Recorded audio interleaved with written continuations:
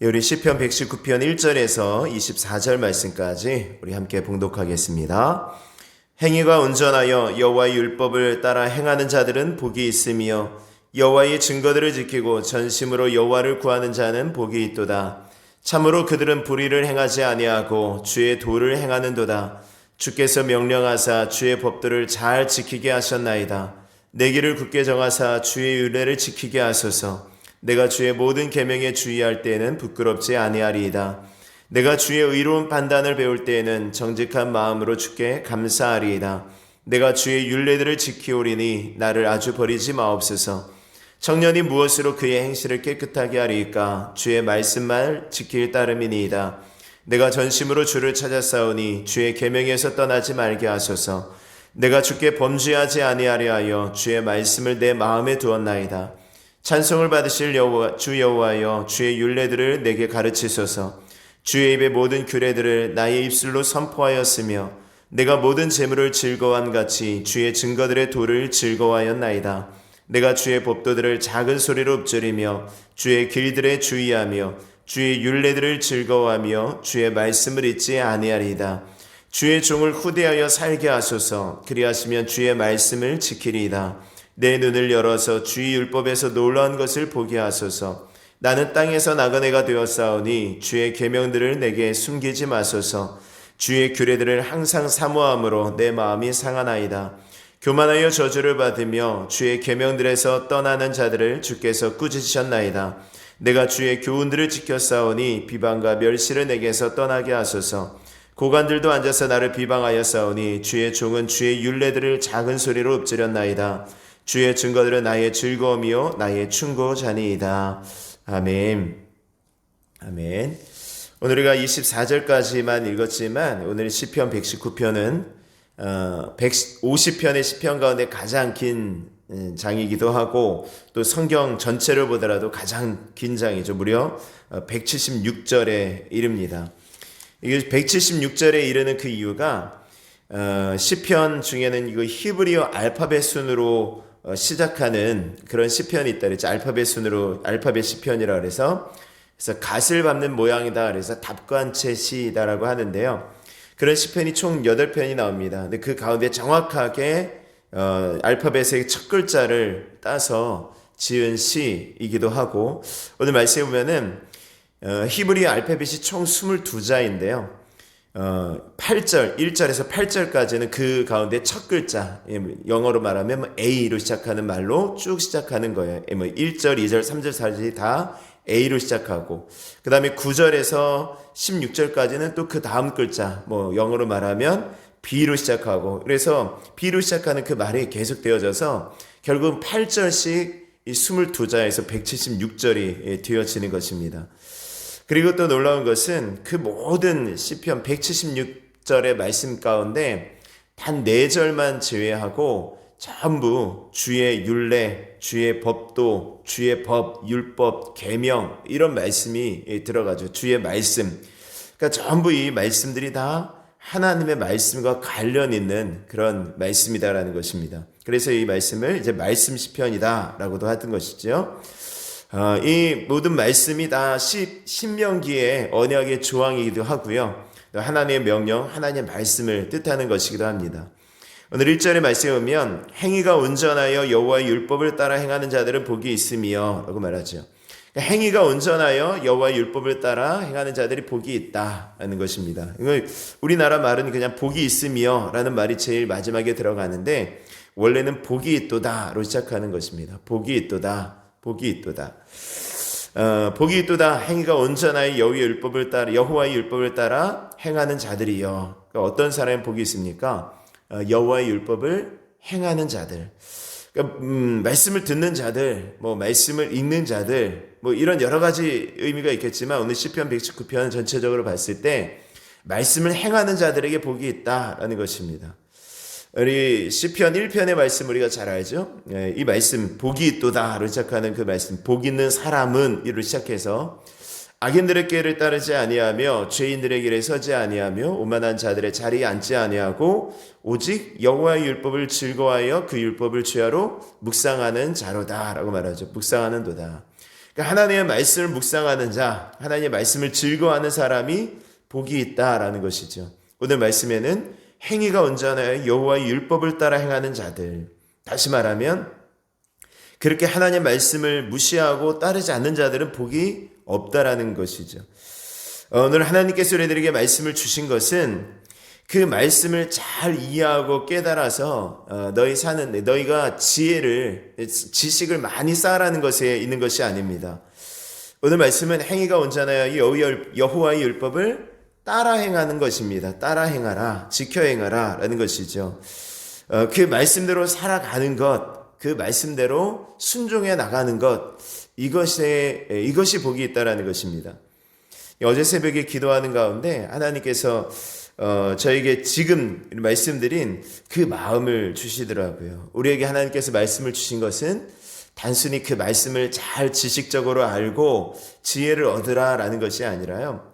그 말씀 붙들고 믿음 안에서 살아가라라는 것입니다. 믿고 순종해라 라는 것으로 우리에게 주신 말씀인 것이죠.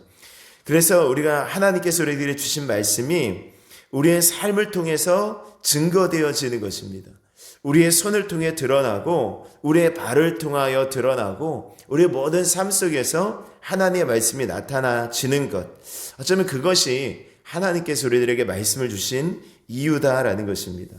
말씀만 연구해서 얻는 것이 뭐가 있겠어요? 말씀만 연구하고 깊이 파고 공부하고 얻는 것, 이게 중세시대 교회의 암흑기라 그러는데 그 암흑기로 될 수 있는 암흑기가 된 것이 그 당시에 하나님의 말씀이 잘 들리지 않았다라는 것입니다.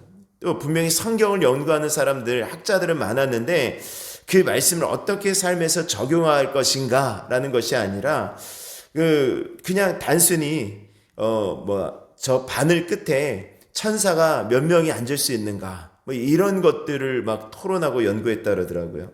그게 무슨 상관이 있냐고요. 단순하지만 하나님 말씀 한 말씀 붙들고 살아가면서 우리의 삶 속에서 그 말씀이 증명되어지는 경험이 있어야 될 줄 믿습니다. 만약에는 내년에 제가 작심삼행이라는 것을 한번 좀 해보고 싶은 마음이 있어요. 작심삼행. 왜 새해가 되면 새해 계획을 세우잖아요. 담배를 피우던 사람들 담배 끊겠다고 하고, 미용에 관심 있는 사람들 다이어트 하겠다고 하고, 학생은 더 공부할 것이라고 하고, 믿는 사람들은 성경을 몇 독 하겠다라고 몇 시간 읽겠다, 이런 기도 몇 시간 하겠다 이런 결심을 하지 않습니까? 근데 그 모든 결심이 3일도 못 간다 그래서 작심삼일이라 하죠. 작심삼일. 근데 그렇게 작심삼일 122번만 하면 1년 가는 거죠. 작심삼일을. 그래서 가능하다면 그렇게 매일매일 좀 우리가 결심하고 좀 행했으면 좋겠다라는 좀 마음이 있어요. 그래서 작심삼행은 뭐냐면 하나님 말씀 들을 때 어떤 말씀이 마음 가운데 와 닿아요. 그러면 그 말씀 붙들고 3가지의 실천을 하는 것입니다. 우리의 삶의 3가지를 적용해 보는 것이죠. 그래서 지난 주일에 어떤 말씀을 들었다. 예를 들면 지난 주일에 섬김에 대한 말씀을 듣지 않았습니까?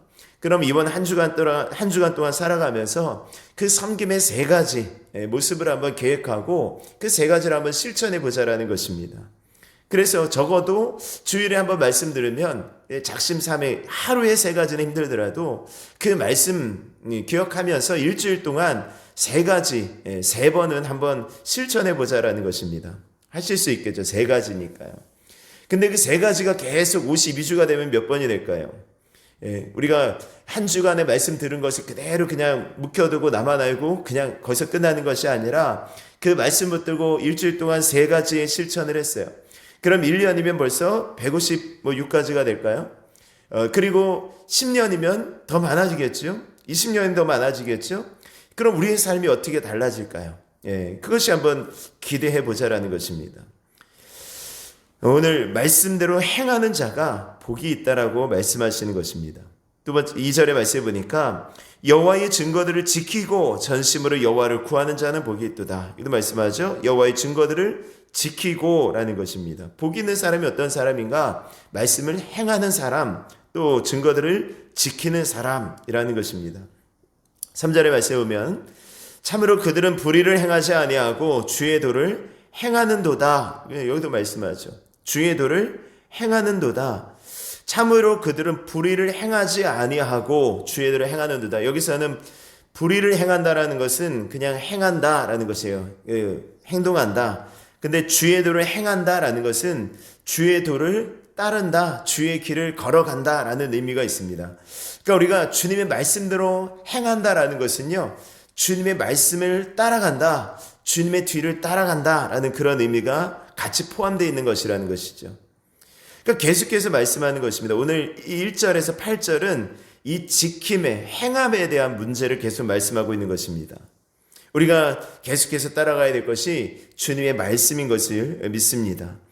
그리고 4절의 말씀에 보면은 주께서 명령하사 주의 법도를 잘 지키게 하셨나이다. 이 말씀은 어떻게 보면 하나님께서 우리들에게 명령을 주셨고 우리가 그 말씀을 잘 지키게 하셨다라고 이렇게 해석될 수도 있지만은요, 원래 의미는 그것이 아니라요, 하나님께서 우리에게 온전히 순종해야 될 법도를 우리를 위해서 세우셨다라는 것입니다. 세우셨다. 그러니까 우리에게 명령하시고 그 법을 잘 지키라고 하셨다라는 의미에 가까운 거예요. 그러니까 하나님께서 우리에게 말씀하시고 그 말씀을 잘 지키라고 하신 것입니다. 근데 문제는 뭐죠? 우리가 아는 것처럼 우리의 연약함이죠. 우리가 말씀대로 잘 따라갈 수 없는 것입니다. 우리가 이 모든 말씀에 순종할 수 없는 것이죠. 그러나 우리가 계속해서 말씀대로 순종하고자 하는 그 의지적인 노력이 우리를 더 하나님께 가까이 가게 하는 것입니다. 5절에서 6절에 이렇게 말하죠. 그래서 우리가 할 수 없으니 어떻게 합니까? 내 길을 굳게 정하사 주의 율례를 지키게 하소서. 내가 주의 모든 계명에 주의할 때는 부끄럽지 아니하리이다. 주의 계명을 잘 지킬 수 있도록 하나님 우리에게 좀 힘을 주십시오. 부끄럽지 않 주의 율례를 지키게 하소서 기도하는 것입니다. 우리의 기도가 하나님의 말씀을 잘 지킬 수 있도록 하나님 힘달라고, 하나님의 말씀에 잘 순종할 수 있도록 우리들을 이끌어달라고 기도할 수 있는 오늘이 새벽이 되어질 수 있기를 원합니다. 그것을 위해서 기도하라는 것입니다. 우리가 하나님 말씀을 잘 지키고 주의할 때는 부끄럽지 아니하리이다. 이게 무슨 말입니까? 우리가 하나님 말씀대로 살아가지 않는 그런 모습 속에 부끄러움이 있다라는 것입니다. 아담과 하와가 죄를 짓지 않고 살아갔을 때에는 벌거벗었으나 부끄러움이 없었다라고 말하죠. 근데 그들이 죄를 짓고 나니까 부끄러움이 보인 거예요. 그래서 무화과 나무 잎으로 자기의 부끄러움을 막 가리려고 하지 않습니까?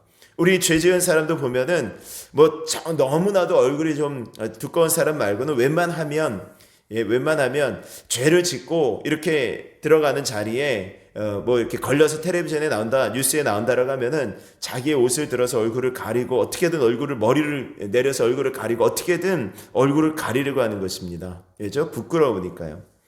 그러나 주의 율례를 따라갈 때, 하나님 말씀대로 따라갈 때 우리에게 부끄러움이 없다라고 오늘 말씀하고 있는 것입니다. 7절에서 8절의 말씀에 보면 내가 주의 의로운 판단을 배울 때에는 정직한 마음으로 주께 감사하오리이다.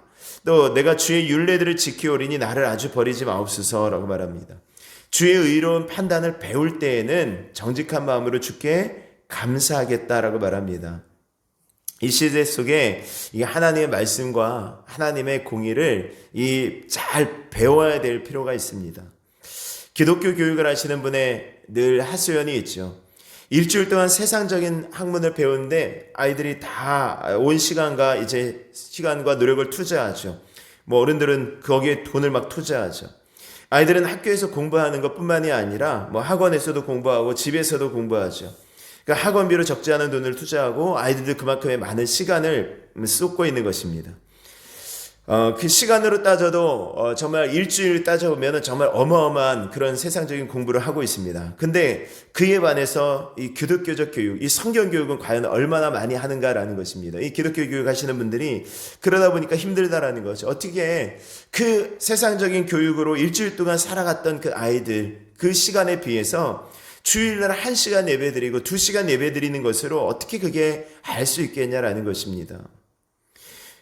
한 번의 예배, 두 번의 예배 시간으로 물론 하나님의 역사 속에 그들의 마음을 변화시키고 하나님께서 그들을 이끄실 수 있다는 것은 분명히 있지만 오늘 이 말씀처럼 성경적인 어떤 배움, 성경을 배우는 데 있어서 시간이 참 많이 부족하다라는 것입니다. 오늘 배워야 하나님 말씀을 배워야 주의 말씀이 이렇구나, 주의 법이 이런 거구나 라는 것을 깨달아질 텐데 그것들을 배우지 않으니까 계속해서 잘못된 것은 아닌가, 잘못돼 가는 것은 아닌가 이렇게 많이 염려하지 않으십니까?